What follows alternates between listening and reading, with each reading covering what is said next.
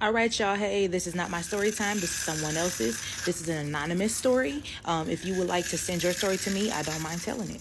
All right. So this storyteller is from Kansas. She says that this took place when she was 12 years old. So her and her family moved into this beautiful home in a beautiful area neighborhood. The house is a 4-bedroom red and white house. She described it as the barn. There was a barn and a garage, and they were completely separate. So she said that everything was completely fine when they first moved into the home.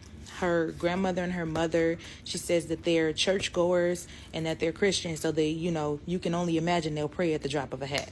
Okay. So she said that the first couple of months there was nothing happening. And then she said all of a sudden, one day, her 13-year-old brother, her older brother, went out to the barn. She said nobody ever goes out to the barn, but for some reason, the brother and his friends went out to the barn for something or to do something.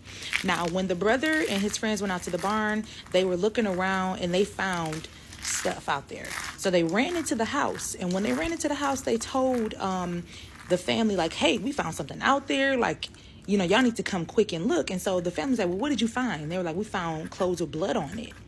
A lot of clothes with blood on it. So the uncle who was over there at the time rushed out to the barn with the nephew and his friends, and he was trying to convince everyone that it was dirt, but everybody knew that it was not dirt.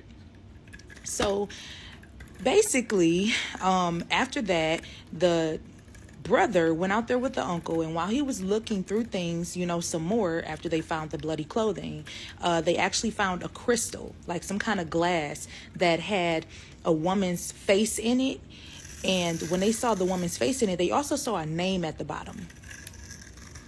So shortly after that, the brother decided he was going to go back out to the barn, get that crystal glass, and bring it inside the house. So the family starts yelling at him, and they were telling him, they said, hold on, take that back outside. Like, we just found bloody clothes, and you're going to bring that crystal glass that was with those bloody clothes into the house? Take it back. So instead of the brother taking it back out to the barn, he gives it to his then girlfriend, and she takes it to her home. But even though the brother gave that crystal glass away, strange things still started happening in the home. So shortly after they found that box out in the barn, the sister, she couldn't sleep one night. She woke up to not being able to move. She said she felt like somebody was sitting on top of her. Now, she's 12 at this time. So, of course, it's only natural that she's terrified. Now, after she said that she couldn't move, she said that she couldn't talk or speak either. So she couldn't even blurt out for help. So it was time for school to finally start. And all of the siblings, of course, were starting school, but their younger sister, this was going to be her first year in school. So the mom is at home by herself. Nobody's there. But while she's up in her room, she said that a little girl passed by her room. So, of course, the mom, naturally blurts out, because what other little girl is going to be in my house if it's not my child? So she blurts out her youngest child's name, even though she knew she was in school. And when she blurted out her daughter's name, this little girl came rushing into her room, humming and singing, and then sat at the end of the bed. The mom jumped off of the bed and ran straight down the street to her brother's house. So after that, the mom didn't want to go back to the house until the kids were out of school, so that way she could have somebody with her. Her brother ended up coming with her back to the house, and she called her mom, and they all prayed around the house. So the younger sister, she decided that she, was going to go into somewhere. I can't remember if she's at the kitchen or what, but she said that she was standing there and somebody kept on touching her. But when she turned around, nobody would be there. And she said that she thought it was her brother, because her brother, brothers do weird things like that. So when she turned around and she didn't see her brother, she knew that she was not alone and that it was not her brother. So she said the last paranormal thing that happened in that house to make them move out was her oldest sister was pregnant at the time, and her sister's boyfriend were upstairs. And she said that they were sleeping, but they were awakened by a smell of smoke, cigarette smoke. And she said her pregnant sister looked up, and so did her sister's boyfriend. They both looked up, and they see this white man smoking a cigarette, watching them sleep. Now, she said still to this day, when she goes to visit Kansas, she'll drive past that house that they used to live in, And she said no one will stay there longer than 6 months. And it's always for rent. What y'all thinking? All right, y'all. So I got a few minutes. I was asked to do a video on guardian angels, the good guys. Okay. So I know that the other videos freak y'all out. So here you go. I really truly believe that this man was heaven sent. Excuse me. So about 5, almost 6 years ago, I was working in Chelsea, Michigan. And when I was driving to my shift, it was icy out. It was wintertime.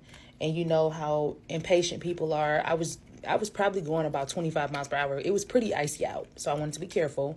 And there was this car behind me just tailing me, and I wouldn't go faster. So I guess they got impatient.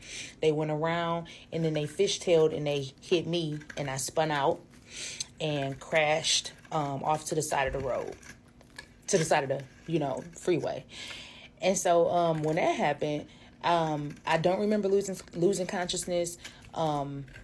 I just sat there. I think I was in shock. I just sat there, and nobody came to check on me.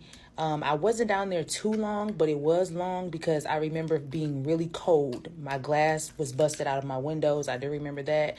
But this man out of nowhere, he just was jumping down into where my car was.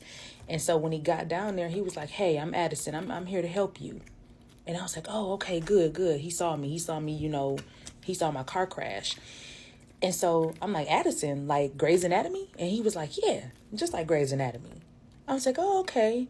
And mind you, I can't see. I forgot to mention that my glasses flew off. I never found my glasses. So I have astigmatism. I can't see without them, honey. And it was nighttime. So my glasses flew off and I can't see, but I do remember that this man, he had piercing blue eyes. His eyes were so blue. I can see when people are up close to me. And he was pretty close because he was, right here. He unhooked my seatbelt. And he was like, "I need you to just stay calm. You just stay here and help is on the way." And when the ambulance got there, they came down there and they got me. They loaded me up in the back of the ambulance. And I was like, "I want to thank Addison." And they were like, "Who?" I was like, "The man that helped me. He was the one that was helping me before you guys got here." They were like, "There was nobody here. Somebody called and said that they saw a car fly off the side of the freeway." I was like, "No, Addison was down there. And I know he was, okay? I felt him touch my arm and he unhooked my seatbelt." They're like,